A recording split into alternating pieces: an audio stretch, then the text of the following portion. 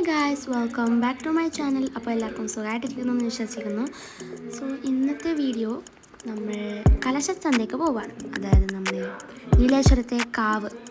നീലേശ്വരത്തെ കാവിൽ എല്ലാ കൊല്ലവും കലശം ഉണ്ടാവാറുണ്ട്. അപ്പോൾ കലശവും കലശച്ചന്തയുടെ വിശേഷങ്ങളുമായിട്ടാണ് ഈ വീഡിയോ. അപ്പോൾ ഇവിടെ ഒരുപാട് സാധനങ്ങളുണ്ട്. അപ്പോൾ എല്ലാ കൊല്ലവും ഇതുപോലെ തന്നെയാണ് കലശം ഉണ്ടാവാറുള്ളത്. ഈ കലശത്തെക്കുറിച്ച് അറിയാത്തവർക്ക് വേണ്ടിയിട്ട് ഞാൻ പറഞ്ഞുതരാം. അതായത് കാസർഗോഡ് നീലേശ്വരത്ത് മന്നംപുറത്ത് കാവിലാണ് കലശോത്സവം ഉണ്ടാകുന്നത്. അവിടെ വേറെയും ഒരു പ്രധാനപ്പെട്ട ആഘോഷമുണ്ട്, അതാണ് പൂരോത്സവം. അത് ഏപ്രിലിൽ കഴിഞ്ഞു. അതിനൊരു ഷോർട്സൊക്കെ ഞാൻ ഇട്ടിട്ടുണ്ടായിരുന്നു. ജൂൺ 2-നാണ് കലശം തുടങ്ങിയത്. അപ്പോൾ 3 ദിവസമാണ് ഈ കലശം. ആദ്യത്തെ ദിവസം അകത്തെ കലശം എന്ന് പറയും, രണ്ടാമത്തെ ദിവസം പുറത്തെ കലശം, മൂന്നാമത്തെ ദിവസം ചന്ത. അപ്പോൾ ചന്ത ഒരാഴ്ചയോളം ഉണ്ടാവും. അതായത് ഒരാഴ്ചയോളം ഈ ചന്ത ഉണ്ടാവും. അപ്പോൾ ബുധനാഴ്ചയോടെയാണ് ഇത് കഴിഞ്ഞത്. അതായത് ഇന്നലെയാണ് കലശം സമാപിച്ചത്. ഈ കലശോത്സവത്തോടെ ഈ മലബാറിലുള്ള തെയ്യക്കോലങ്ങളുടെ ഒരു അവസാനമാണെന്ന് വേണമെങ്കിൽ.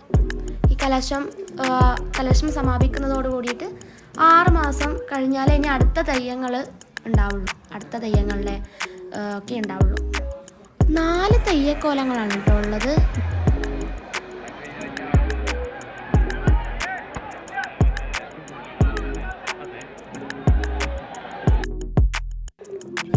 ഇന്നാണ് ചന്ത. അപ്പോൾ അതുപോലെ ആയിരക്കണക്കിന് ആൾക്കാരാണ് കലശോത്സവത്തിൻ്റെ സമാപന ദിവസം, അതായത് ഇന്നലെ വന്നിട്ടുണ്ടായിരുന്നത്. ഭയങ്കര തിരക്കായിരുന്നു.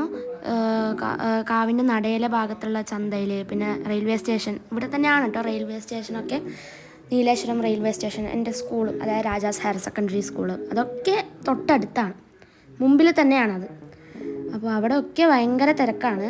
പിന്നെ കലശ മിഠായി, അതാണ് ഇവിടെ ഏറ്റവും പ്രധാനപ്പെട്ട ഒരു മിഠായി എന്ന് പറയുന്നത്. പിന്നെ വിരിപ്പ്, പായ, കമ്മൽ, മൺകലങ്ങൾ, വസ്ത്രങ്ങൾ, ഒരുപാട് കുപ്പായങ്ങൾ, പച്ചക്കറി വിത്തുകൾ, അങ്ങനെ ഒരുപാട് സാധനങ്ങൾ ഇവിടെ ഉണ്ട്. ഭയങ്കര തിരക്കാണ് ഇവിടെ നീലേശ്വരത്ത്. ഞാനെന്തായാലും ഇപ്പോൾ 4ാമത്തെ പ്രാവശ്യമാണ് ചന്തയിൽ വരുന്നത്. കാരണം എൻ്റെ സ്കൂൾ ഇവിടെ തന്നെയാണ്, അതായത് മുമ്പിൽ തന്നെയാണ്.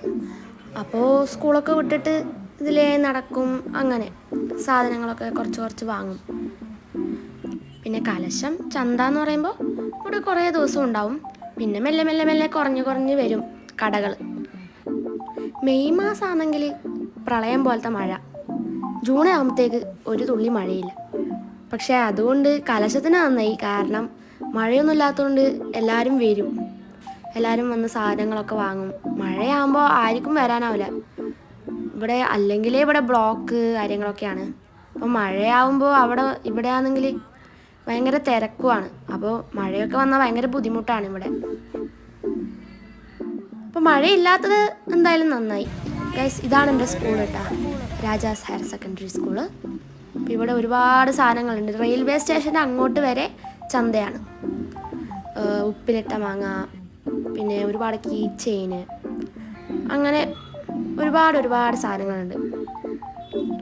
ഞാൻ മുമ്പേ കുറച്ച് സാധനങ്ങളൊക്കെ വാങ്ങി. അപ്പോൾ ഞാൻ അങ്ങനെ കാര്യമൊന്നുമായിട്ട് മേടിച്ചിട്ടാ. നമ്മളിപ്പോൾ റെയിൽവേ സ്റ്റേഷൻ്റെ സൈഡിലൂടെയാണ് നടക്കുന്നത്. ഇവിടെ വരെ ചന്തയാണ്.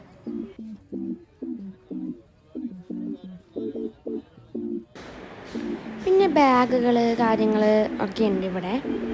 പിന്നെ ഇവിടെ മയിൽപ്പീലി ഉണ്ടോ, അതൊക്കെ നല്ലോണം ഇഷ്ടപ്പെട്ടു കേട്ടോ, മയിൽപ്പീലി. പിന്നെ ഇവിടെ വണ്ടി പോകുന്നുണ്ട്.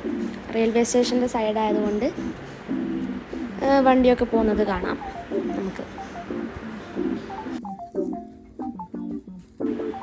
ഓരോരോ കടകളുണ്ട്. കോഴിക്കോടൻ ഹൽവ ഒക്കെ ഇവിടെ വെക്കുന്നുണ്ട്.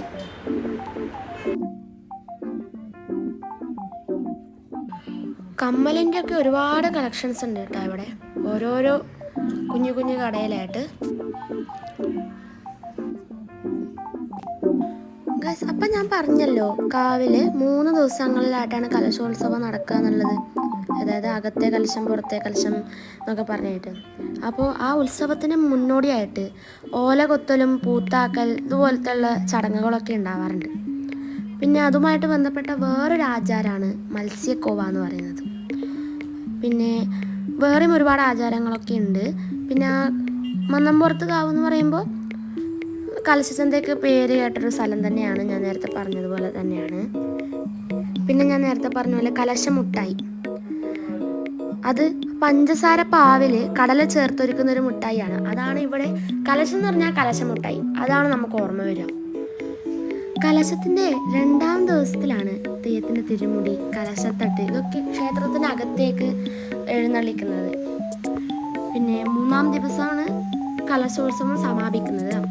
അപ്പോൾ നീലേശ്വരത്തുകാർക്ക്, കാസർഗോഡുകാർക്ക് ഒരു പ്രധാനപ്പെട്ട ഒരു ആഘോഷം തന്നെയാണ് ഈ കലശോത്സവം എന്ന് പറയുന്നത്. ഗൈസ്, അപ്പോൾ നിങ്ങൾ സാധനങ്ങളൊക്കെ വാങ്ങിയിട്ട് വീട്ടിലേക്ക് വരാണ്.